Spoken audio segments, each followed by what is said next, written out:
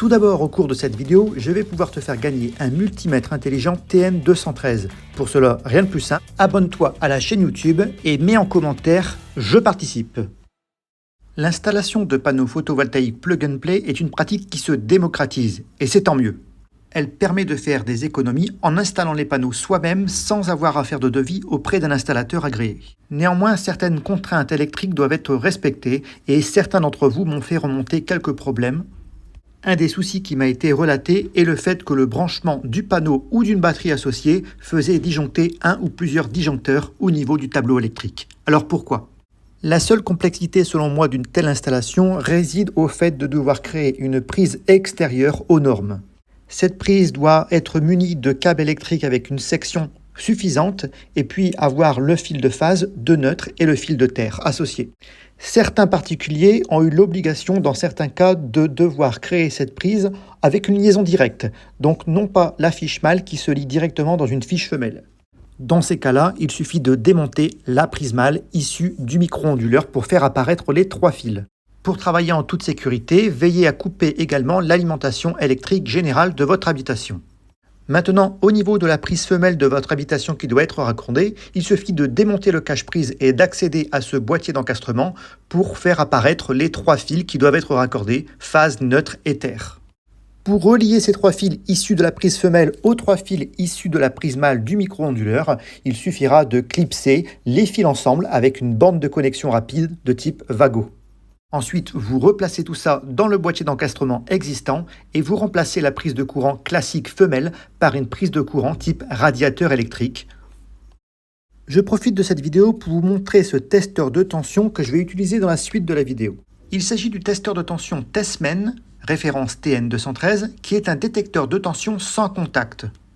Lorsqu'il va détecter une tension, l'appareil va émettre une lumière rouge et un son d'alarme qui va se déclencher. Et à mesure que la tension augmente, la fréquence de la lumière rouge et de l'alarme vont s'intensifier. Un des gros avantages, c'est qu'il peut distinguer en toute sécurité le conducteur sous tension du conducteur neutre. Et en plus, cet appareil est classé IP66.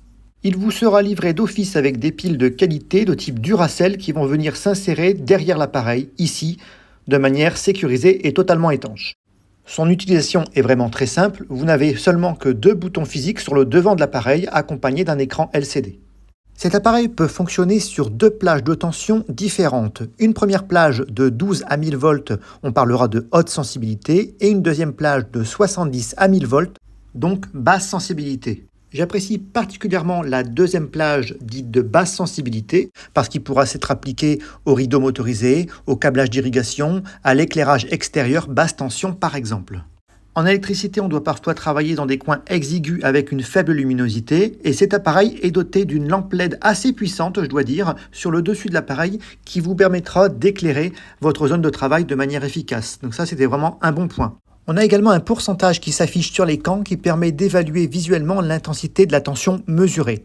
On va donc maintenant utiliser cet appareil pour détecter la phase du neutre au niveau de mes prises qui sont liées à des panneaux solaires. Ceci pour détecter l'endroit de la phase et du neutre qui pourrait expliquer des éventuelles inversions phase neutre et qui pourrait expliquer le fait que l'on ait des disjoncteurs qui disjonctent quand on branche une batterie ou un panneau. Ici, on va enfoncer la sonde de détection plastique dans un des orifices de la prise et on va voir qu'il ne va rien se passer. Par contre, ici à droite, vous voyez ici, ça s'allume en rouge, ça retentit.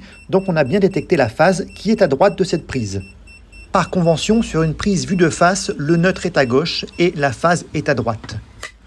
On va faire exactement la même manipulation sur une autre prise reliée à d'autres panneaux solaires chez moi. Vous voyez ici à gauche, il ne se passe rien. Par contre à droite ici, on a bien l'alarme qui va nous permettre de détecter la phase à droite de cette prise murale extérieure. Je profite d'utiliser le mode basse intensité pour cet appareil pour détecter la phase et le neutre que je trouve vraiment très pratique. Vous voyez ici sur une autre prise, on a encore une fois la phase qui est à droite. Donc par convention, le montage est bon. Ici, on peut faire l'essai sur une autre prise au niveau de mon tableau électrique qui est sur le même réseau que mes panneaux photovoltaïques. Et vous voyez ici, en entrée d'inverseur de source, je peux tester également la phase et le neutre au niveau de ces gros câbles de 16 mm qui viennent du compteur Linky et du disjoncteur principal.